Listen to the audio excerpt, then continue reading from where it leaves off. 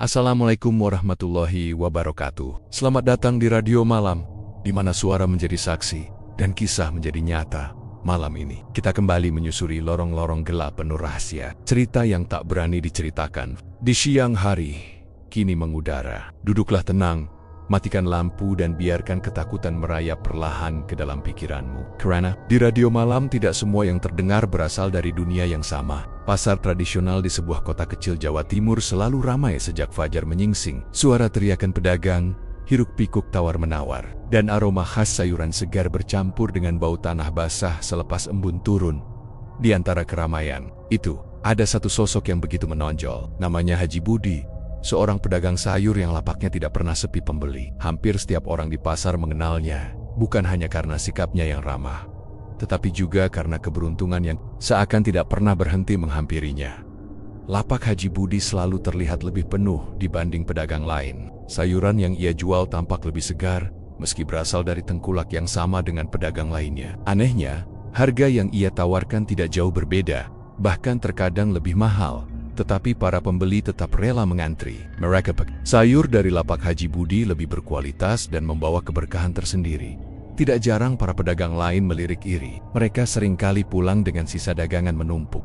Sedangkan Haji Budi selalu habis terjual bahkan sebelum matahari benar-benar meninggi. Setiap hari ia terlihat menghitung uang dengan wajah sumringah. Pendapatan yang ia dapatkan jauh melampaui pedagang-pedagang lainnya.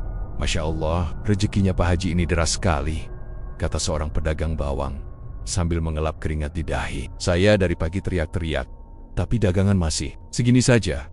Gosip pun mulai beredar di antara pedagang pasar. Ada yang mengatakan Haji Budi memiliki pemasok rahasia dari luar kota. Ada pula yang berbisik bahwa ia mendapat restu dari dua-dua orang tua yang sudah wafat. Namun, tidak sedikit pula yang mulai berprasangka, mengaitkan keberhasilan Haji Budi dengan hal-hal yang berbau mistis. Kehidupan Haji Budi di rumah pun tidak kalah makmur. Dari hasil dagangannya, ia mampu membeli rumah besar di dekat masjid, mengganti perabotan dengan yang mewah, bahkan menyekolahkan anak-anak Nia ke sekolah swasta ternama. Penampilannya pun selalu rapi, dengan baju koko putih dan peci hitam yang bersih. Dari luar, ia terlihat sebagai sosok yang religius dan disegani masyarakat. Namun, di balik semua keberhasilan itu, ada satu sisi kelam yang tidak diketahui orang banyak. Dulu, Haji Budi bukanlah siapa-siapa. Ia hanyalah pedagang sayur kecil dengan lapak seadanya. Dagangannya sering basi karena tak laku. Bahkan untuk membayar biaya sekolah anak pun ia kesulitan. Istrinya kerap mengeluh, dan mereka sering bertengkar soal kebutuhan rumah tangga. Rasa iri melihat pedagang besar yang selalu untung membuat hati Haji Budi dipenuhi kegelisahan. Hingga suatu malam, saat duduk di warung kopi pasar yang hampir tutup, seorang lelaki tua datang menghampirinya. Lelaki itu dikenal sebagai dukun kampung yang jarang muncul di keramaian, namun selalu punya aura aneh yang membuat orang segan. Dengan suara serak, ia berkata, "Kalau kau ingin rezeki mengalir tanpa henti, ada jalan. Tapi jalan ini bukan untuk orang penakut." Awalnya Haji Budi menganggap perkataan itu hanya gurauan. Namun, kalimat tersebut terus terngiang di kepalanya. Ia mulai penasaran. Beberapa hari kemudian, dengan diam-diam ia mencari tahu lebih dalam tentang lelaki tua itu. Dari bisik-bisik tetangga, ia mendengar bahwa orang tersebut sering membantu mereka yang ingin cepat kaya melalui cara-cara gaib. Di saat rasa putus asa semakin menekan, iming-iming itu terdengar seperti jalan keluar. Haji Budi mencoba mendekati lelaki tua itu lagi. Ia mendengar lebih banyak tentang sebuah ritual pesugihan, sebuah perjanjian dengan makhluk gaib yang disebut tuyul. Katanya, tuyul bisa mencuri uang receh dan mengalirkannya kepada pemiliknya. Namun, sebagai gantinya, pemilik harus memberikan sesaji dan kadang-kadang pengorbanan yang lebih besar. Haji Budi dilanda dilema. Di satu sisi, ia tahu bahwa hal itu dilarang dan bisa menjerumuskan dirinya ke dalam dosa besar. Namun di sisi lain, bayangan hidup serba kekurangan terus menghantui. Ia ingin istrinya berhenti mengeluh. Injin anak Kenania tidak lagi dipandang rendah, dan ia ingin disegani di pasar. Godaan itu semakin lama semakin sulit ditolak. Beberapa minggu kemudian, keajaiban mulai terjadi. Dagangan Haji Budi yang tadinya sering tersisa, kini selalu habis terjual. Tidak ada yang tahu bagaimana, tapi seakan-akan tangan pembeli selalu tertarik untuk memilih lapaknya. Ia sendiri pun terheran-heran. Meski di lubuk hatinya ia tahu, semua itu bukanlah murni usaha biasa. Namun, keberhasilan itu tidak membuat hatinya tenang. Setiap malam, ia merasa ada sesuatu yang memperhatikannya. Kadang ia mendengar suara langkah kecil di dalam rumah, meski semua anaknya sudah tidur. Kadang pula uang yang ia simpan di laci tiba-tiba bertambah, seolah ada yang mengisinya diam-diam. Istrinya sempat curiga, tapi Haji Budi hanya menjawab singkat, "Itu mungkin rejeki yang tak terduga." Hari demi hari, kekayaan Haji Budi semakin bertambah. Ia mulai mendapat julukan sebagai pedagang sayur terkaya di pasar. Orang-orang memujinya, menganggapnya sebagai contoh pedagang sukses. Namun, tidak sedikit pula yang mulai memperhatikan keanehan di sekelilingnya. Beberapa pedagang sering kehilangan uang receh tanpa jejak, dan sebagian pembeli merasa melihat bayangan kecil berlari di dekat lapak Haji Budi. Desas-desus itu semakin menguat, tapi tak ada yang berani menghadapinya secara langsung. Semua masih takut dan segan, karena bagaimanapun Haji Budi dikenal sebagai orang yang sudah menunaikan ibadah haji, dan penampilannya begitu alim. Di balik senyumnya yang hangat di pasar, Haji Budi menyembunyikan rahasia yang kelak akan membawa dirinya pada akhir yang mengerikan. Sebuah rahasia yang dimulai dari rasa iri, kemudian berubah menjadi perjanjian gelap yang perlahan mengikat jiwanya tanpa jalan kembali. Sejak malam ketika lelaki tua itu menawarkan jalan pintas, hati Haji Budi tidak pernah tenang. Siang hari ia berjualan dengan senyum ramah, melayani pembeli seolah hidupnya tanpa beban. Namun, begitu malam tiba dan kesunyian menyelimuti, bayangan, kata-kata lelaki tua itu kembali mengganggu pikirannya. Ia sering duduk termenung di ruang tamu, menatap uang hasil dagangan yang semakin hari semakin banyak. Di satu sisi, ia bersyukur rezekinya lancar, dagangannya habis, dan istrinya kini tidak lagi mengeluh kekurangan. Namun di sisi lain, ia mulai merasakan ketakutan yang tidak bisa dijelaskan. Ia sadar, semua keberhasilan ini bukan datang begitu saja. Ada sesuatu yang bekerja di balik layar kehidupannya. Suatu malam Jumat Kliwon, ia memberanikan diri mendatangi rumah lelaki tua itu. Rumah tersebut berada di pinggir desa, sepi dan dikelilingi pohon bambu yang bergemerisik tertiup angin malam. Di dalam rumah sederhana yang pencahayaannya hanya berasal dari lampu minyak, lelaki tua itu sudah menunggunya. Dengan sorot mata tajam, ia menyambut Haji Budi sambil berkata, "Kau sudah siap, Budi? Jalan ini bukan jalan kembali. Sekali melangkah, kau harus sanggup menerima konsekuensinya." Haji Budi terdiam, menelan ludah. Tubuhnya gemetar, tapi bayangan hidup mewah yang ia idam-idamkan lebih kuat daripada rasa takutnya. Ia mengangguk pelan. "Saya siap," jawabnya dengan suara nyaris bergetar. Lelaki tua itu tersenyum tipis. Ia lalu mengajak Haji Budi berjalan menuju pemakaman tua di pinggir hutan. Malam itu bulan tertutup awan, langit gelap, hanya sesekali terdengar lolongan anjing dari kejauhan. Suasana mencekam membuat langkah kaki Haji Budi terasa berat. Namun ia tetap mengikuti. Sesampainya di sebuah makam tua yang sudah retak dan ditumbuhi lumut, lelaki tua itu berhenti. Ia menancapkan dupa di tanah, lalu menyalakannya. Bau bercampur dengan anyir menusuk hidung. Ia mulai melantunkan mantra dalam bahasa Jawa kuno yang terdengar asing di telinga Haji Budi. Seekor ayam cemani, ayam hitam yang sudah dibawa sejak awal, disembelih di atas sebuah kendi tanah liat. Darahnya menetes perlahan, membasahi tanah di atas makam. Lelaki tua itu memerintahkan Haji Budi untuk ikut menunduk dan menempelkan dahi ke tanah sambil mengucapkan janji kesetiaan. "Mulai malam ini," kata lelaki tua itu dengan suara parau, "kau akan diberi penunggu. Ia akan membawakan rejeki, tapi kau wajib memberinya makan. Jangan sekalipun kau lupa. Jika tidak, maka ia akan menagih bayaran yang lebih besar dari sekadar sesaji." Haji Budi menahan napas. Jantungnya berdetak kencang. Dalam kegelapan, ia merasa ada sesuatu yang bergerak di sekitar makam. Angin tiba-tiba bertiup lebih kencang dan bulu kuduknya meremang. Dari dalam kendi yang berlumur darah ayam, terdengar suara lirih seperti tangisan bayi. Suara itu pelan, namun menusuk telinga, membuat Haji Budi merinding hingga tulang belakang ia ingin lari. Tapi kakinya terasa kaku. Lelaki tua itu terus membaca mantra, lalu menyerahkan kendi itu ke tangan Haji Budi. Berat kendi itu tidak seperti tanah liat biasa. Seakan ada sesuatu di dalamnya yang hidup. Dengan suara gemetar, Haji Budi bertanya, "Apa ini?" Lelaki tua itu menjawab singkat, "Itulah tuyulmu. Kau harus menjaganya. Ia akan memberimu apa yang kau inginkan, tapi jangan pernah berhenti memberi sesaji. Ingat, jangan pernah sekalipun mengingkari janji malam ini." Perasaan takut bercampur lega merasuki hati Haji Budi. Ia sadar jalan yang ia tempuh sudah tak bisa diputar kembali. Setelah ritual selesai, mereka kembali ke rumah lelaki tua itu. Di sana, Haji Budi diberi petunjuk tentang cara merawat tuyul. Ia harus menyediakan bubur tanpa garam, kembang 7 rupa, dan sesekali darah ayam setiap malam Jumat Kliwon. Ketika kembali ke rumah, istrinya sempat heran melihat ia membawa kendi tua yang lusuh. Haji Budi beralasan bahwa kendi itu hanya peninggalan dari seorang kawan lama. Istrinya tidak terlalu curiga, meski hatinya merasa ada yang aneh. Sejak malam itu, setiap menjelang tengah malam Haji Budi diam-diam masuk ke gudang kecil di belakang Rama. Di sanalah ia menaruh kendi tersebut, lalu menyiapkan sesaji sebagaimana yang diajarkan lelaki tua itu.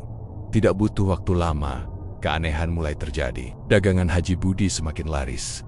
Bahkan sebelum ia sempat menawarkan Pontiac Pemblik yang datang begitu saja tanpa alasan jelas. Lebih aneh lagi, uang di kotak dagangan sering bertambah tanpa ia sadari. Kadang ia ingat hanya ada Rp200.000, tapi ketika pulang dan menghitung, jumlahnya bisa berlipat ganda. Awalnya ia senang, tetapi lama-kelamaan ia mulai merasa takut. Malam-malamnya sering terganggu oleh suara langkah kecil berlari di dalam rumah. Istrinya beberapa kali terbangun mendengar suara tawa anak-anak, padahal semua anak mereka sudah tertidur lelap. Haji Budi hanya pura-pura tidak tahu, meski dalam hatinya ia mengerti apa yang sebenarnya terjadi. Hidupnya mulai dipenuhi tanda-tanda aneh. Tetangganya sering kehilangan uang receh tanpa jejak. Pedagang lain di pasar mengeluh uang hasil dagangan mereka mendadak hilang, padahal disimpan rapat. Namun, Haji Budi hanya tersenyum berpura-pura tidak tahu menahu. Meski keberhasilannya semakin nyata, ia tak bisa mengusir rasa takut yang terus menghantui. Kendi di gudang itu menjadi sumber rezekinya, sekaligus sumber kecemasan. Setiap kali ia memberi sesaji, ia merasakan kehadiran sesuatu yang tak kasat mata, mengawasinya dengan tatapan tajam yang tak terlihat. Malam-malamnya tidak lagi tenang. Doa yang dulu ia panjatkan selepas Isya, kini terasa hambar karena hatinya sudah digelayuti perasaan bersalah. Namun, semakin hari, godaan harta semakin besar. Ia tahu bahwa jika berhenti, maka balasannya bisa lebih mengerikan daripada yang ia bayangkan. Sejak malam itu, kehidupan Haji Budi resmi berubah. Ia bukan lagi pedagang sayur biasa. Ia adalah pemilik perjanjian kelam dengan dunia gaib. Perjanjian yang akan membawanya pada puncak kekayaan, sekaligus membuka pintu menuju tragedi yang tak terelakkan. Hari-hari setelah ritual itu, hidup Haji Budi berubah semakin mencolok. Lapaknya di pasar seolah menjadi pusat perhatian. Sejak ayam jantan baru berkokok, sudah ada pembeli yang menunggu. Tidak peduli sayuran yang dijual pedagang lain sama segarnya. Orang-orang lebih memilih membeli dari lapak Haji Budi. Bahkan beberapa pembeli rela membayar lebih mahal demi bisa membawa pulang sayurannya. "Pak Haji, kok cepat sekali habisnya?" tanya seorang ibu rumah tangga sambil menatap keranjang yang hampir kosong. Haji Budi hanya tersenyum, menahan rasa bangga. "Rezeki sudah diatur, Bu. Kalau besok datang lebih pagi, insya Allah kebagian." Jawaban itu terdengar wajar, namun jauh. Di dalam hatinya, ia tahu ada rahasia besar yang tidak bisa diceritakan. Ia tahu siapa yang bekerja di balik dagangan yang selalu laris itu. Tuyul kecil dalam kendi tua yang setiap malam ia beri sesaji. Keanehan mulai terlihat, bukan hanya pada keberuntungan Haji Budi, tetapi juga pada musibah yang dialami pedagang lain. Banyak yang kehilangan uang tanpa jejak. Uang receh yang biasanya disimpan di kaleng atau kotak kayu tiba-tiba raib begitu saja. Mereka mengira pencuri, namun anehnya tidak ada barang lain yang hilang. "Semalam saya hitung ada 100.000 di laci. Paginya tinggal 50.000. Padahal kunci masih utuh." Keluh seorang pedagang cabai. "Lah, saya juga begitu. Sudah saya simpan di kantong plastik. Paginya kosong. Entah siapa yang main sulap," sahut pedagang lain. Kabar kehilangan itu menyebar cepat. Banyak pedagang mulai resah saling kuraga. Bahkan ada yang sempat ribut karena merasa dituduh mencuri. Namun yang paling menarik, setiap kali ada pedagang yang kehilangan uang, Haji Budi justru semakin untung. Ia membawa pulang lebih banyak hasil dagangan. Bahkan jumlahnya seringkali tidak masuk akal. Beberapa pedagang yang lebih peka mulai merasa janggal. Ada yang mengaku melihat bayangan kecil berlari di antara meja dagangan. Ada pula yang bersumpah melihat sesuatu seperti anak kecil bertubuh mungil tanpa busana, duduk di dekat lapak Haji Budi, lalu lenyap begitu saja. Mereka ketakutan, tapi tidak ada yang berani bicara keras-keras. Bagaimanapun, Haji Budi dihormati karena sudah berhaji, dan tidak ada yang ingin menuduh tanpa bukti. Namun, bisik-bisik itu tetap beredar. Orang-orang mulai berdesas-desus. "Jangan-jangan, rezeki Pak Haji bukan rezeki biasa." Eddie Yangber menyebut kata tuyul dengan suara pelan, seakan takut terdengar makhluk gaib yang sedang berkeliaran.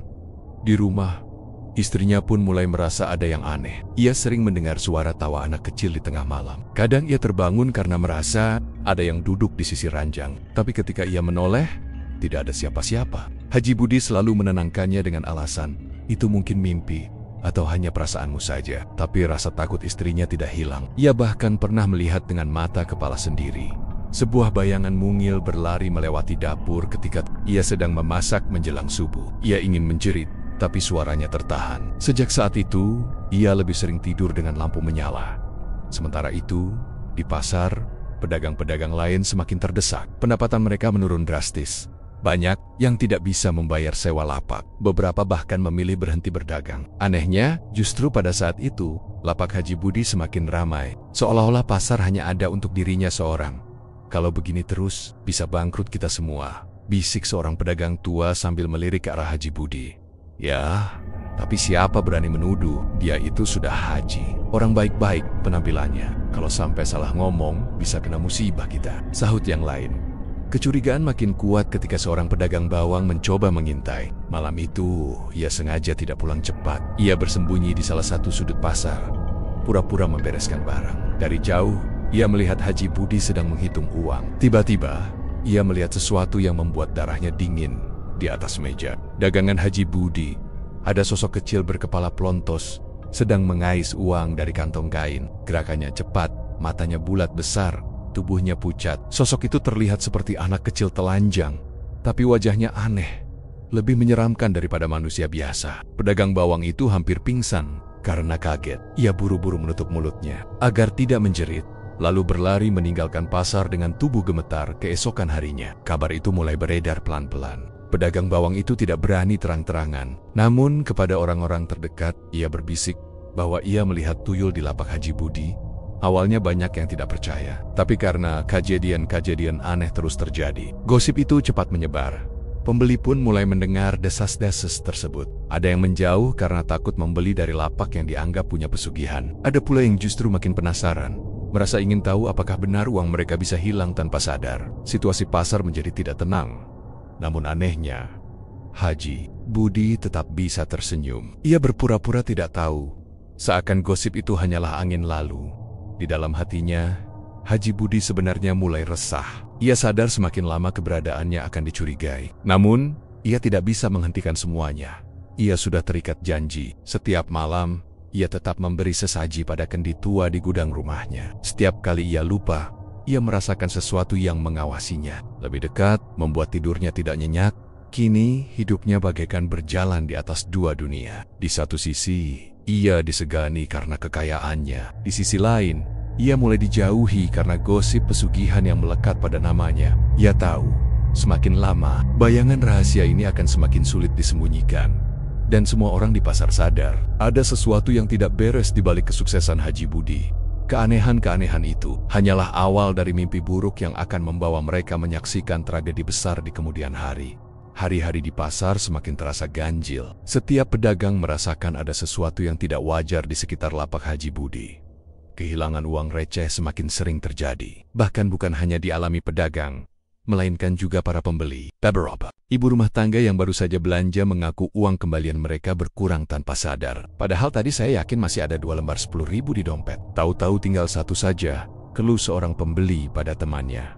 Kabar itu menyebar cepat. Orang-orang mulai berbisik-bisik, mengaitkannya dengan gosip lama. Tuyul. Nama Haji Budi ikut terseret, meski tidak ada yang berani menyebutnya terang-terangan. Di antara semua pedagang, ada satu orang yang paling resah, yaitu Pak Sastro, pedagang bawang yang dulu sempat melihat sosok kecil aneh di lapak Haji Budi. Sejak malam itu, pikirannya tidak pernah tenang. Setiap kali menutup mata, ia terbayang sosok mungil berkepala plontos dengan mata melotot yang mengais uang di meja dagangan. Ia ingin melupakan kejadian itu, tapi rasa takut bercampur penasaran mendorongnya untuk mengintai lagi. Suatu malam, setelah pasar sepi, ia pura-pura pulang namun kembali bersembunyi di sudut gelap. Dari keyohan, ia melihat Haji Budi duduk sendiri di lapaknya, seolah sedang berbicara pada seseorang yang tak terlihat. Pak Sastro memberanikan diri mendekat sedikit, dan benar saja, di depan Haji Budi muncul sosok mungil yang ia kenali. Tuyul. Kali ini tuyul itu terlihat lebih jelas. Tubuhnya pucat, perutnya buncit, wajahnya seperti anak kecil yang menyeramkan. Ia melompat-lompat di atas meja sambil tertawa lirih. Pak Sastro hampir menjerit, tapi buru-buru menutup mulut dengan kain. Sarung yang ia pakai, tuyul itu tampak menyerahkan sesuatu kepada Haji Budi. Dari kejauhan, terlihat seperti uang receh yang dikumpulkan dari berbagai tempat. Haji Budi menerimanya sambil tersenyum, lalu memasukkan ke dalam kantong besar. Adegan itu membuat tubuh Pak Sastro gemetar hebat. Ia yakin, selama ini gosip yang beredar bukan sekadar kabar burung. Keesokan harinya, Pak Sastro menceritakan apa yang ia lihat kepada beberapa pedagang dekat. Awalnya mereka ragu, tapi karena cerita itu disampaikan dengan wajah pucat dan tubuh gemetar, mereka mulai percaya. Perlahan, gosip itu menyebar semakin luas. Banyak pedagang yakin bahwa tuyul memang ikut berdagang bersama Haji Budi. Saja dagangannya laris terus, bukan karena rejeki, tapi karena bantuan makhluk halus, bisik seorang pedagang ikan. Wajar kalau uang kita sering hilang. Rupanya memang diambil untuk diserahkan ke dia. Sambung yang lain dengan wajah kesal, meski tidak ada yang berani menegur langsung. Namun sikap para pedagang mulai berubah. Mereka semakin menjaga jarak dengan Haji Budi. Jika dulu sering bercanda atau saling membantu, kini mereka memilih menghindar. Bahkan ada yang sengaja tidak lagi lewat depan lapaknya, takut melihat sesuatu yang menyeramkan. Perubahan sikap itu mulai dirasakan Haji Budi.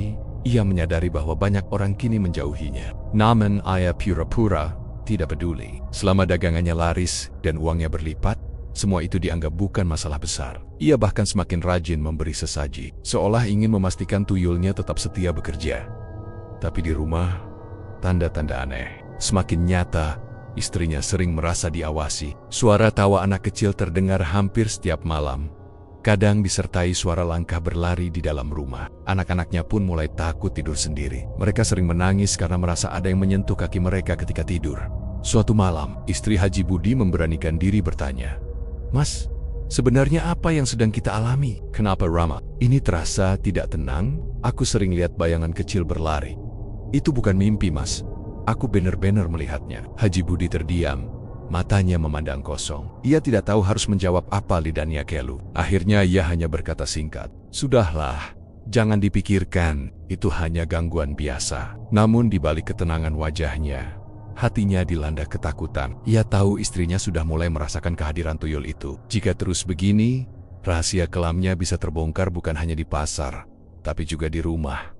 Keanehan lain pun terjadi. Beberapa kali istrinya mendapati kendi tua di gudang berpindah tempat dengan sendirinya. Pernah suatu pagi, kendi itu berada di ruang tamu meski semalam diletakkan di gudang. Sot desena, kendi itu terasa hangat, seolah ada sesuatu hidup di dalamnya. Puncaknya, ketika salah satu anak Haji Budi terbangun tengah malam dan berteriak histeris. Ia mengaku melihat seorang anak kecil tanpa pakaian duduk di sudut kamar sambil menatapnya dengan mata merah menyala. Histeria itu membuat seisi rumah terbangun. Istrinya langsung menangis ketakutan, sementara Haji Budi hanya bisa diam. Wajahnya pucat pasi. Keesokan harinya, kabar itu kembali sampai ke telinga tetangga. Mereka mulai menghindari keluarga Haji Budi.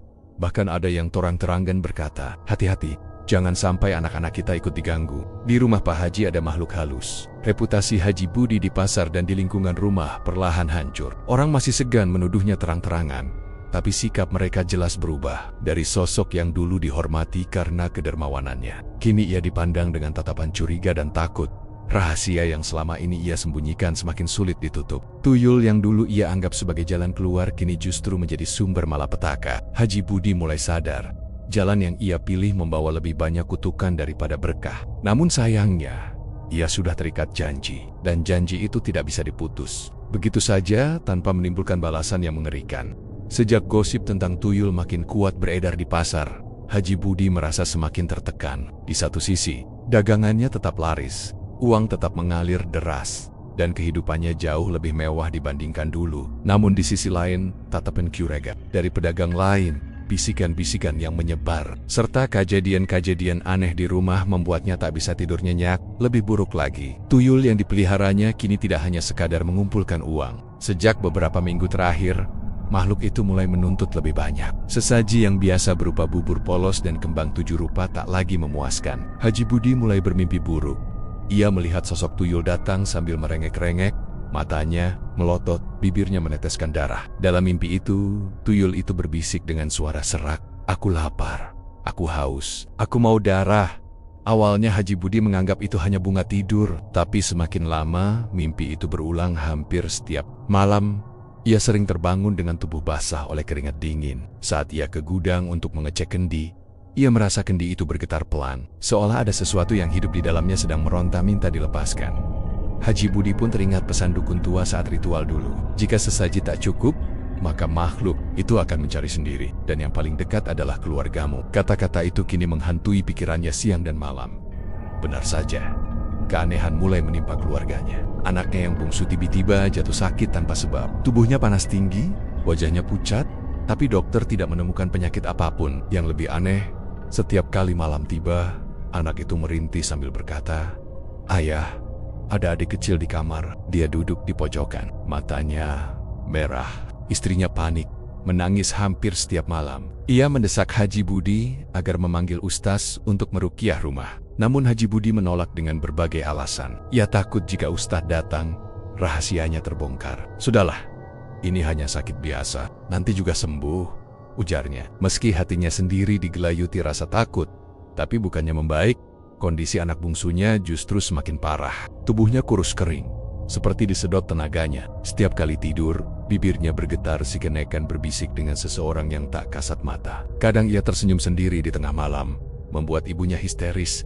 Tidak hanya anak bungsu, istri, Haji Budi pun mulai mengalami kejadian aneh. Ia sering mimisan tanpa sebab. Kadang saat memasak, tiba-tiba darah menetes dari hidung dan bercampur dengan makanan. Wajahnya semakin pucat, tubuhnya lemas, seolah-olah ada sesuatu yang mengambil energi kehidupannya perlahan-lahan.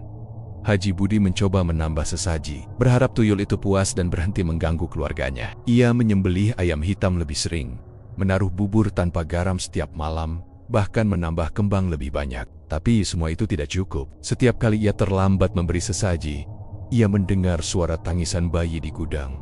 Semakin keras, semakin menyeramkan. Suatu malam, ketika ia sedang duduk di ruang tamu, tiba-tiba terdengar suara langkah kecil berlari dari arah kamar anaknya. Ia bergegas masuk dan melihat sesuatu yang membuat jantungnya hampir berhenti. Di pojok kamar, berdiri sosok mungil dengan kepala pelontos, matanya merah menyala, dan tubuhnya berlumuran darah ayam. Sosok itu menatap anaknya yang terbaring lemah.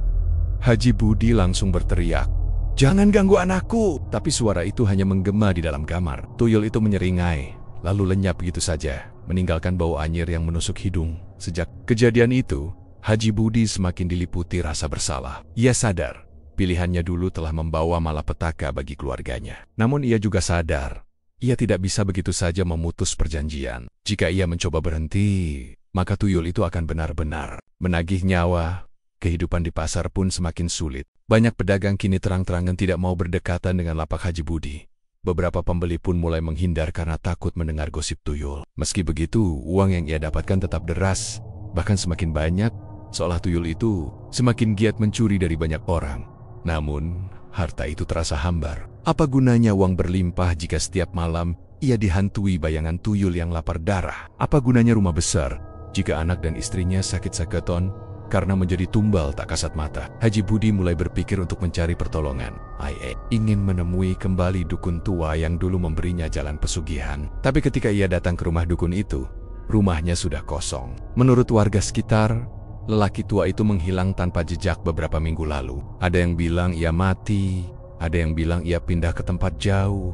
Tidak ada yang tahu pasti. Haji Budi putus asa. Ia merasa terjebak di dalam perjanjian yang tidak bisa diputus. Ia ingin bertobat, tapi setiap kali ia berniat meninggalkan sesaji, tuyul itu datang dengan wujud menyeramkan, mengancam keluarganya. Malam-malam Haji Budi kini penuh ketegangan. Ia sering terduduk di ruang tamu, menatap kendi tua di gudang, bertanya dalam hati, sampai kapan semua ini akan berlangsung? Ia tahu cepat atau lambat, tuyul itu akan menagih bayaran yang lebih besar. Dan ia sangat takut. Bayaran itu adalah nyawa keluarganya sendiri. Rahasia yang dulu hanya diketahui segelintir orang kini semakin jelas. Pedagang pasar mulai yakin Haji Budi benar-benar memelihara tuyul. Mereka tidak berani bicara terang-terangan, tapi dalam hati mereka mengutuknya. Bagi mereka, Haji Budi mungkin kaya, tapi ia telah menjual kebahagiaan keluarganya kepada makhluk gaib yang tak pernah kenyang hari-hari itu. Kehidupan Haji Budi berubah menjadi lingkaran setan. Dagangannya tetap habis, uang tetap mengalir, tapi keluarganya perlahan hancur. Tuyul itu bukan lagi sekadar peliharaan, melainkan penguasa yang menuntut tumbal darah. Dan ia tidak bisa lari dari janji yang pernah ia ucapkan di atas tanah makam tua. Hari-hari berikutnya terasa semakin berat bagi Haji Budi. ia mulai sadar bahwa apa yang dulu ia anggap sebagai jalan pintas menuju kekayaan, kini berbalik menjadi jerat yang mencekik. Kendi tua di gudang, yang selama ini menjadi tempat bersemayam, tuyul semakin sering mengeluarkan suara aneh. Kadang terdengar tangisan bayi, kadang tawa cekikikan, kadang suara hentakan kaki kecil yang berlari-lari di dalamnya. Semakin lama, tuyul itu menunjukkan tanda-tanda tidak puas. Sesaji bubur dan ayam hitam yang biasanya cukup, kini tidak lagi membuatnya tenang. Haji Budi sering terbangun tengah malam, hanya untuk mendapati kendi itu bergerak sendiri, bahkan terkadang jatuh dari rak tanpa ada yang menyentuh. Saat ia mendekat, hawa dingin menyelimuti tubuhnya, disertai suara lirih. Kurang, aku mau lebih. Anaknya yang bungsu semakin lemah, wajahnya pucat seperti kertas, tubuhnya kurus, dan matanya sering terbuka di tengah malam dengan tatapan kosong. Kadang ia berbicara dengan suara yang bukan miliknya. Suara itu lebih serak, lebih tua, seolah ada makhluk lain yang memakai tubuhnya. Ibunya menangis tak henti-hentinya, merasa kehilangan sedikit demi sedikit cahaya dalam keluarganya. Tidak hanya itu, anak sulung Haji Budi juga mulai diganggu. Gadis remaja itu sering merasa seperti ada yang mengikutinya ke kamar mandi, atau ada yang duduk di ujung ranjang ketika ia tidur. Suatu malam ia berteriak histeris karena merasakan tangan kecil yang dingin meraba kakinya. Ketika lampu dinyalakan, tidak ada siapapun di sana, kecuali jejak kaki mungil yang penuh darah ayam. Haji Budi kini benar-benar ketakutan. Ia menyadari tuyul itu bukan lagi sekadar pembawa rezeki. Makhluk itu sudah berubah menjadi penguasa yang menuntut sesuatu yang lebih besar darah manusia. Ia mencoba menambah sesaji dengan menyembelih kambing, berharap itu bisa meredakan amarah tuyul. Tapi hasilnya nihil. Malah setelah itu, ia bermimpi buruk yang lebih menyeramkan. Dalam mimpinya, tuyul itu duduk di pelukannya, menatap dengan mata merah menyala, lalu berkata, "Ayah, bukan kambing yang kuinginkan. Aku mau darah dari keluargamu." Haji Budi terbangun dengan tubuh menggigil. Ia sadar, pesugihan yang ia jalani sudah masuk tahap yang lebih gelap. Perjanjian itu tidak lagi sebatas memberi sesaji sederhana, tapi menuntut tumbal yang jauh lebih berat. Kehidupan di pasar pun semakin kacau.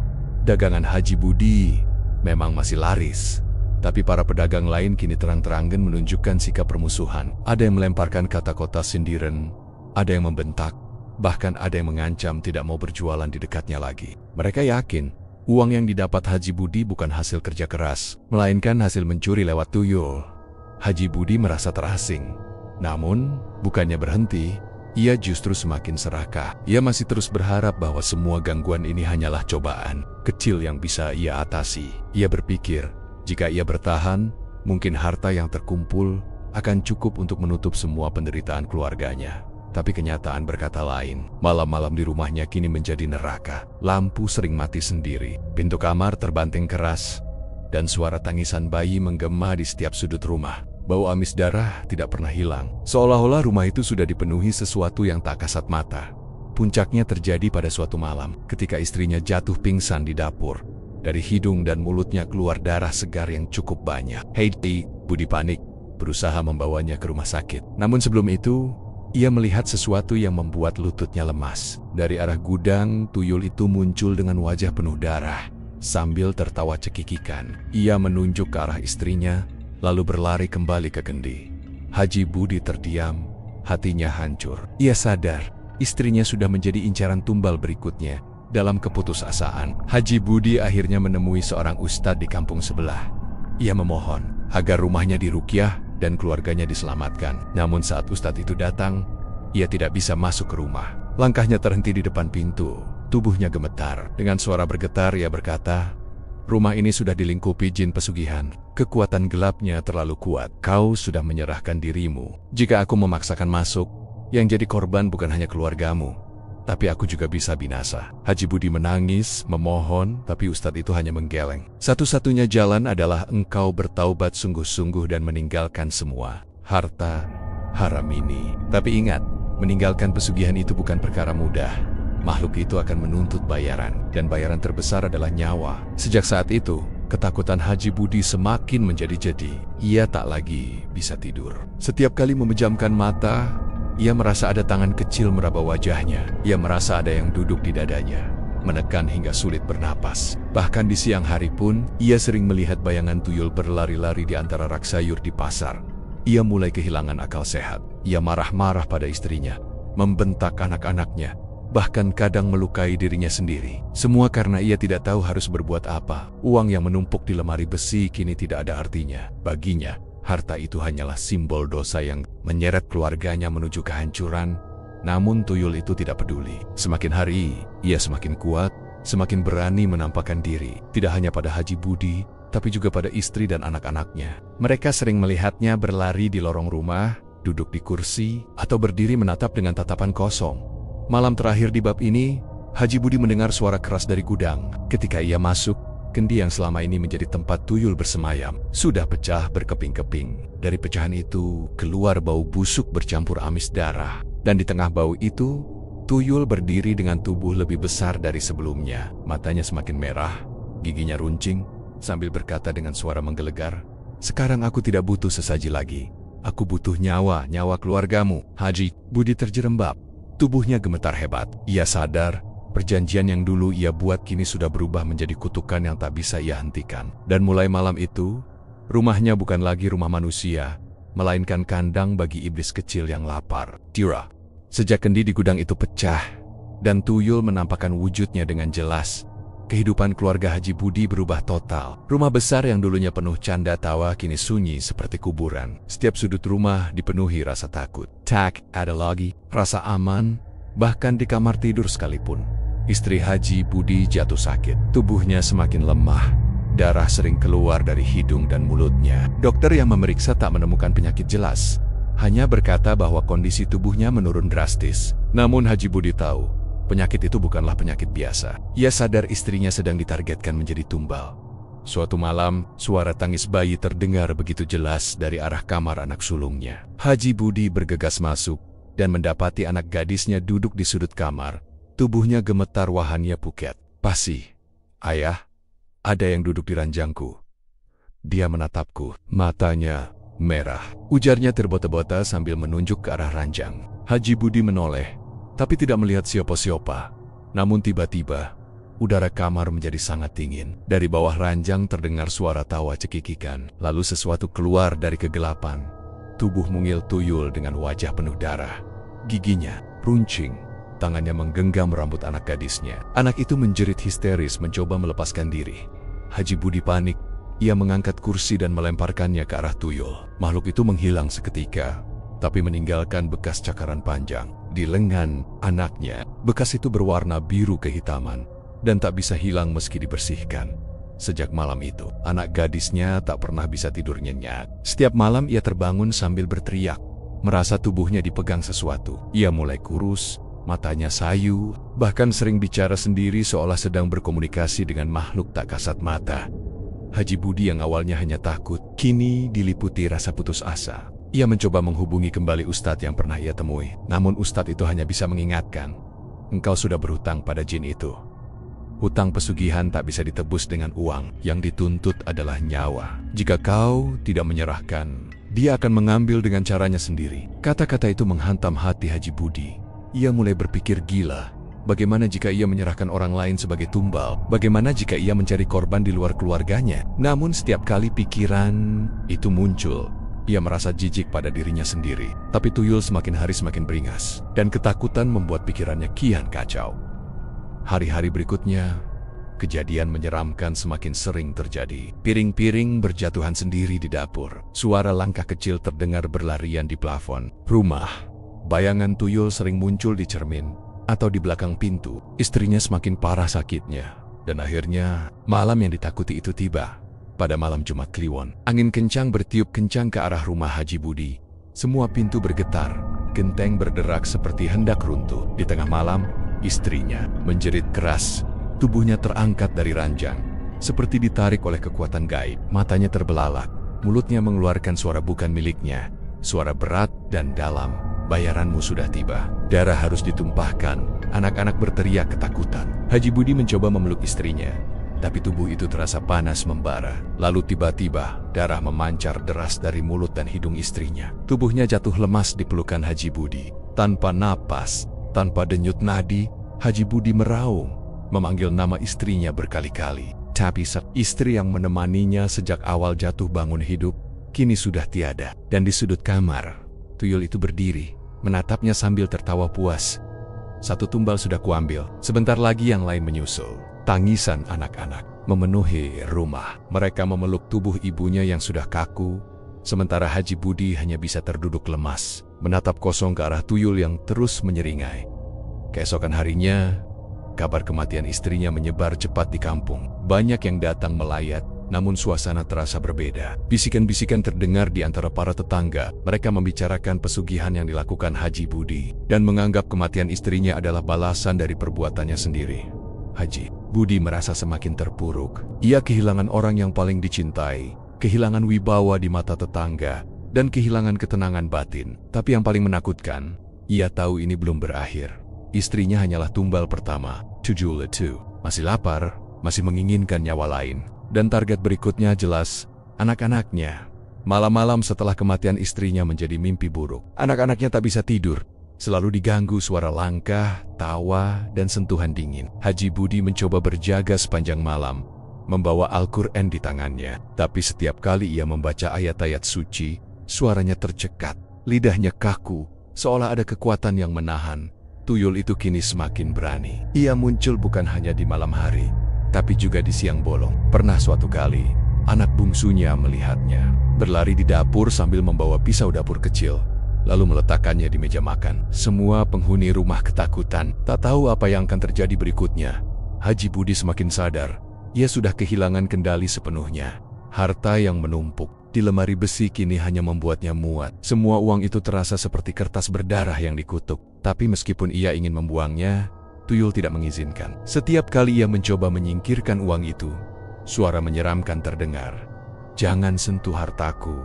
Itu milikku. Tragedi yang menimpa istrinya hanyalah awal. Dalam hati kecilnya, Haji Budi tahu tak lama lagi tragedi berikutnya akan menyusul. Dan kali ini, korban yang diincar bukan lagi pasangan hidupnya, melainkan darah dagingnya sendiri. Malam itu, ia duduk sendirian di ruang tengah, menatap kendi pecah yang masih tergeletak. Air matanya jatuh tanpa henti. Ia berbisik lirih, "Ya Allah, apa yang sudah aku lakukan? Aku sudah menghancurkan keluargaku sendiri." Namun penyesalan itu datang terlambat. Karena sekali seseorang menyerahkan dirinya pada pesugihan, jalan kembali hampir mustahil. Dan tuyul itu tidak pernah berhenti sebelum semua yang dijanjikan terpenuhi. Sejak kematian istrinya, rumah besar milik Haji Budi benar-benar kehilangan cahaya. Tirai-tirai jendela selalu tertutup. Aroma kematian seakan masih menggantung di setiap ruangan. Anak-anaknya hidup dalam ketakutan, tak berani jauh dari sang ayah, bahkan untuk sekadar ke kamar mandi. Haji Budi sendiri tidak pernah benar-benar tidur. Lingkar hitam di bawah matanya makin tebal, rambutnya memutih lebih cepat, dan tubuhnya semakin kurus. Namun, yang paling menakutkan bukanlah kesedihan itu, melainkan kehadiran tuyul yang semakin hari semakin berani menampakkan wujudnya. Makhluk kecil itu tak lagi sekadar berlari atau tertawa cekikikan. Ia kini duduk di meja makan, tidur di kursi ruang tamu, bahkan kadang terlihat sedang mengintip dari balik pintu kamar anak-anak. Keberadaannya sudah seperti penghuni tetap rumah tersebut. Anak-anak Haji Budi, terutama si bungsu yang baru berusia 7 tahun, semakin sering diganggu. Hampir setiap malam ia terbangun sambil menangis, merasakan sesuatu menarik kakinya dari ujung ranjang. Kadang ia melihat sosok kecil itu duduk di dadanya, menatap dengan mata merah menyala. Tubuh kecilnya gemetar setiap kali ia menceritakan pada ayahnya. Namun Haji Budi hanya bisa memeluknya erat, tanpa tahu harus berbuat apa. Suatu malam, kejadian yang lebih mengerikan terjadi. Anak sulungnya, seorang gadis remaja, tiba-tiba menghilang dari kamarnya. Pintu terkunci rapat dari dalam, tapi ketika Haji Budi mendobrak masuk, ranjangnya kosong. Panik, ia mencari ke seluruh penjuru rumah, berteriak memanggil nama anaknya. Baru setelah membuka gudang, ia menemukan anak gadis itu terduduk lemas di lantai, tubuhnya kaku, wajahnya pucat seperti orang mati. Yang lebih menakutkan, di sekitar tubuhnya terdapat jejak kaki mungil yang berlumuran darah, mengitari gadis itu seakan sedang melakukan tarian ritual. Dan di dinding gudang, dengan darah yang sama tersialis kata-kata menyeramkan. "Giliranmu sebentar lagi." Anak gadis itu akhirnya sadar, namun tidak lagi sama. Matanya kosong, suaranya lirih, dan ia lebih sering berbicara dengan sosok tak terlihat. Pernah suatu kali, ia tersenyum sendiri lalu berkata pelan, dia bilang, "Sebentar lagi aku akan dibawa bermain jauh ke tempat yang gelap." Haji Budi hampir gila mendengarnya. Ia memeluk anaknya erat-erat, takut kehilangan lagi seperti kehilangan istrinya. Tetangga mulai mencium keanehan. Bisikan-bisikan semakin keras terdengar.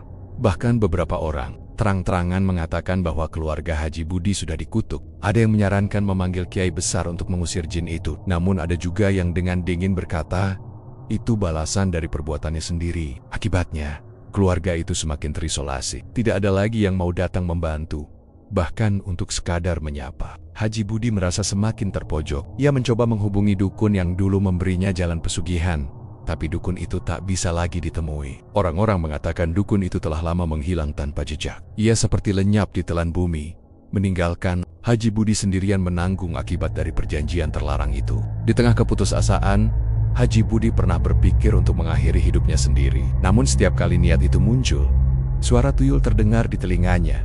Kau tidak boleh mati sebelum aku kenyang, sebelum aku mengambil semuanya. Suara itu membuatnya gemetar dan membatalkan niatnya. Malam Jumat berikutnya, kejadian tragis pun tak terhindarkan. Saat tengah malam, anak bungsunya menjerit keras dari kamar. Haji Budi berlari sekuat tenaga, namun pintu kamar terkunci rapat. Dari dalam terdengar suara benda pecah, tawa cekikikan, dan suara tangisan anak kecil. Dengan panik, Haji Budi mendobrak pintu.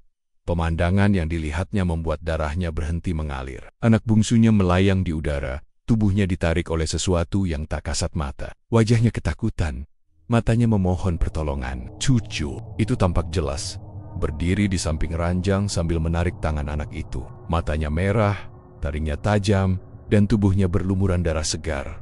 "Lepaskan anakku!" teriak Haji Budi sambil meraih tubuh bungsunya. Ia berusaha menarik, tapi kekuatan itu jauh lebih besar darinya. Tubuh anak kecil itu ditarik semakin kuat, hingga terdengar suara tulang retak. Jeritan pilu memenuhi kamar, membuat Haji Budi hampir pingsan. Tiba-tiba, suara berat bergema dari mulut tuyul. Suara yang bukan miliknya, hutang belum lunas, darah harus dibayar. Lalu seketika tubuh anak kecil itu terhempas keras ke lantai. Kepala mungilnya terbentur meja, darah mengalir deras, dan napasnya berhenti saat itu juga. Haji Budi meraung seperti orang kehilangan akal. Ia memeluk tubuh anaknya yang tak bernyawa, menangis histeris. Sementara tuyul itu berdiri sambil tertawa puas. Makhluk kecil itu kemudian menghilang, meninggalkan aroma busuk menyengat di seluruh kamar. Kematian anak bungsunya benar-benar mematahkan hati Haji Budi. Ia kini kehilangan istri dan anak. Kedua anaknya yang tersisa hidup dalam ketakutan luar biasa, sementara dirinya sendiri hampir gila. Semua harta yang pernah ia kumpulkan kini terasa tak ada nilainya. Wong Mobab, rumah besar semuanya tidak bisa membeli kembali keluarga yang sudah direnggut tuyul. Namun jauh di lubuk hatinya, Haji Budi tahu bahwa tragedi ini belum berakhir. Pesugihan itu masih menuntut tumbal, dan ia bisa merasakan target berikutnya adalah anak Kenania yang tersisa atau mungkin dirinya sendiri. Ia teringat kata-kata ustaz yang dulu pernah memperingatkan, jalan yang kau pilih ini tidak ada pintu keluar. Kau akan kehilangan satu persatu orang yang kau cintai, sampai akhirnya giliranmu sendiri tiba. Haji Budi terisak pilu. Ia menatap lenggit-lenggit rumah, berdoa dengan suara bergetar. Ya Allah, jika ini memang balasan atas dosa-dosaku, ambillah nyawaku saja. Jangan lagi keluarga kecilku jadi korban. Namun doa itu terasa hampa karena ia tahu jin pesugihan tidak mengenal belas kasihan. Malam itu ia duduk di samping jenazah anak bungsunya, tanpa tidur, tanpa makan. Air matanya tak berhenti jatuh, menetes di wajah anaknya yang kini pucat. Dan di luar rumah, suara cekikikan tuyul terus terdengar, seakan menunggu giliran tumbal berikutnya. Hari-hari setelah kematian anak bungsunya adalah hari-hari paling kelam dalam hidup Haji Budi. Rumahnya kini benar-benar seperti rumah duka yang tak pernah berhenti menangis. Suara tangis kedua anaknya yang tersisa selalu terdengar di setiap sudut ruangan, bercampur dengan jeritan pilu dirinya sendiri. Makanan tak lagi terjamah, pintu rumah jarang terbuka, dan semua tetangga semakin menjauh. Seolah rumah itu sudah menjadi sarang setan. Kabar kematian anaknya yang mengenaskan cepat menyebar di kampung. Bisikan-bisikan sinis semakin terdengar jelas. Itu ganjarannya karena serakah, karena bersekutu dengan setan, kata orang-orang di warung kopi. Tak ada lagi yang peduli pada kesedihan Haji Budi. Semua merasa tragedi itu adalah balasan yang setimpal. Bahkan sebagian orang takut kalau sekadar lewat di depan rumahnya. Haji Budi semakin tertekan. Setiap malam, tuyul itu datang, semakin berani, semakin kejam. Kadang makhluk kecil itu memukul-mukul pintu kamar anak-anak, kadang melempar barang-barang, atau bahkan menjerit dengan suara menyerupai istrinya. Anak-anaknya yang tersisa hidup dalam ketakutan luar biasa. Mereka tidur berpelukan, namun tetap terbangun setiap kali suara langkah kecil berlari di lorong rumah. Dalam keputusasaan, Haji Budi akhirnya memberanikan diri mendatangi seorang ustaz tua di desa seberang. Ia berjalan malam-malam, meninggalkan rumah yang kini lebih mirip neraka. Dengan air mata bercucuran, ia sujud di depan sang ustaz, memohon ampun, meminta pertolongan agar tuyul itu diusir dan keluarganya terbebas. Namun ustadz itu hanya menatapnya lama, kemudian berkata dengan suara berat, "Aku sudah pernah memperingatkanmu, Haji. Kau menukar imanmu dengan keserakahan. Pesugihan itu tak bisa diputuskan begitu saja. Selama syarat tumbalnya belum selesai, jin itu akan terus menagih. Bahkan doa-doa kita akan terhalang oleh ikatan yang kau buat sendiri." Haji Budi menangis makin keras. Ia mengaku rela kehilangan semua harta asalkan keluarganya selamat. Namun ustadz itu hanya menggeleng. Uang haram tidak bisa ditebus dengan penyesalan belaka. Setan tidak mengenal kata maaf. Jalan satu-satunya adalah berserah sepenuhnya pada Allah. Kau harus siap kehilangan segalanya, termasuk nyawamu. Dengan hati remuk, Haji Budi pulang. Malam itu, ia bertekad menjaga anak-anaknya. Tak peduli apa yang terjadi. Ia duduk di ruang tamu sambil membaca doa yang masih ia ingat. Meski bacaannya terbata dan suaranya bergetar, namun tepat pukul 12 malam, suara gaduh terdengar dari atap rumah. Suara langkah kaki kecil berlarian, disusul tawa cekikikan, yang makin lama makin keras. Lalu tiba-tiba lampu-lampu padam. Gelap gulita menyelimuti seluruh rumah. Anak-anaknya menjerit dari kamar memanggil-manggil nama ayah mereka. Dengan panik, Haji Budi berlari ke kamar anaknya. Namun ketika pintu didobrak, ia menemukan sesuatu yang membuatnya hampir pingsan. Kedua anaknya melayang di udara. Tubuh mereka ditarik oleh banyak tangan kecil berwarna hitam pekat. Tuyul itu kini tak hanya satu, melainkan puluhan. Mereka berlarian di dinding, di langit-langit, dengan mata merah menyala, gigi taring yang panjang, dan tubuh berlumuran darah. "Lepaskan, ambil aku saja, jangan mereka!" teriak Haji Budi sekuat tenaga sambil mencoba meraih anak-anaknya. Tapi setiap kali ia mendekat, tangan-tangan kecil itu memukul dan mencakar tubuhnya hingga berdarah. Ia terhuyung, tubuhnya penuh luka, tapi tetap berusaha memeluk anak kenania yang menangis histeris. Lalu terdengar suara berat yang menggema dari arah kegelapan. Suara yang jelas bukan suara tuyul, melainkan suara makhluk yang jauh lebih besar. "Janji adalah janji. Kau memberi kami keluargamu sebagai jaminan, dan kini waktunya lunas." Tiba-tiba, salah satu anaknya terhempas keras ke dinding. Kepalanya menghantam tembok, darah mengucur deras, dan tubuhnya tak bergerak lagi. Haji Budi menjerit pilu, sementara anak satunya lagi ditarik semakin jauh, lalu lenyap ke dalam kegelapan. Tangisan anak itu terdengar semakin samar, hingga akhirnya hilang sama sekali. Haji Budi terduduk lemas, tubuhnya gemetar. Suaranya parau memanggil-manggil nama anak-anaknya. Kini ia benar-benar sendirian. Istri dan ketiga anaknya sudah direnggut oleh pesugihan. Rumah besar itu sunyi, hanya tersisa aroma anyir darah dan suara cekikikan tuyul yang puas mendapatkan tumbalnya.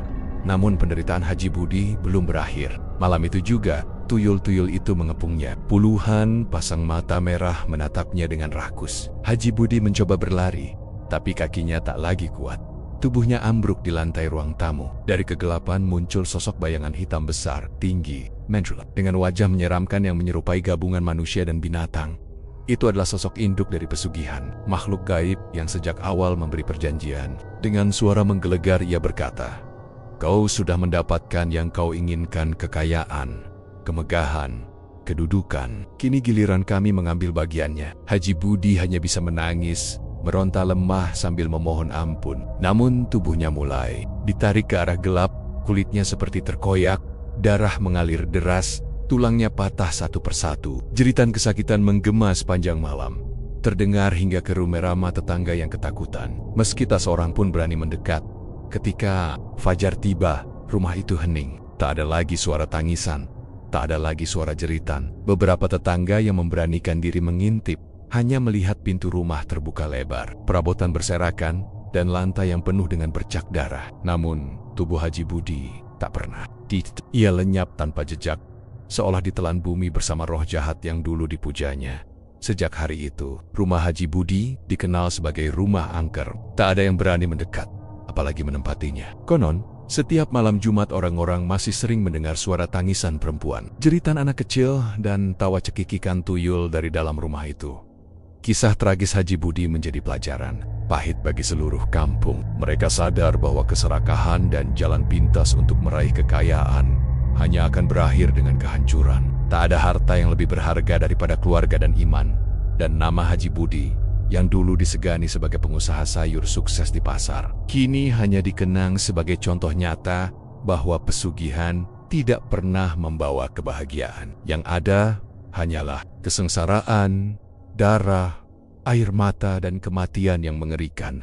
Kisah hidup Haji Budi menjadi bukti nyata bahwa jalan pintas menuju kekayaan tidak pernah membawa kebaikan. Di awal, semua tampak indah. Uang mengalir deras, dagangan laris, dan namanya disegani banyak orang. Namun semua itu hanyalah fata morgana, jebakan manis yang perlahan berubah menjadi racun. Ia lupa bahwa setiap perjanjian dengan jin, setiap langkah menuju pesugihan, bukanlah sekadar kesepakatan biasa. Itu adalah ikatan yang menjerat jiwa, mengikat hidup, dan menagih dengan harga yang jauh lebih mahal daripada harta apapun di dunia ini. Dan harga yang harus dibayar oleh Haji Budi adalah keluarga yang ia cintai, bahkan nyawanya sendiri kini. Rumah besar yang dulu penuh canda tawa berubah menjadi rumah kosong yang menyimpan luka. Nama besar Haji Budi yang dahulu diluwe-luken di pasar sayur hanya tinggal kenangan kelam. Tak ada yang bisa diwariskan, kecuali kisah tragis tentang seorang lelaki yang terjerumus oleh keserakahan. Pesugihan memang menjanjikan emas, tapi ujungnya selalu darah dan air mata. Tak ada satupun yang berakhir bahagia bagi siapapun yang mendengar kisah ini. Semoga menjadi pengingat, jangan pernah tergoda oleh jalan cepat yang menyesatkan. Kekayaan sejati bukan datang dari perjanjian dengan makhluk gaib, melainkan dari kerja keras, doa, dan keberkahan yang diridhoi Tuhan. Karena pada akhirnya, harta bisa lenyap, tapi dosa dan janji kepada iblis akan terus membayangi sampai ajal menjemput.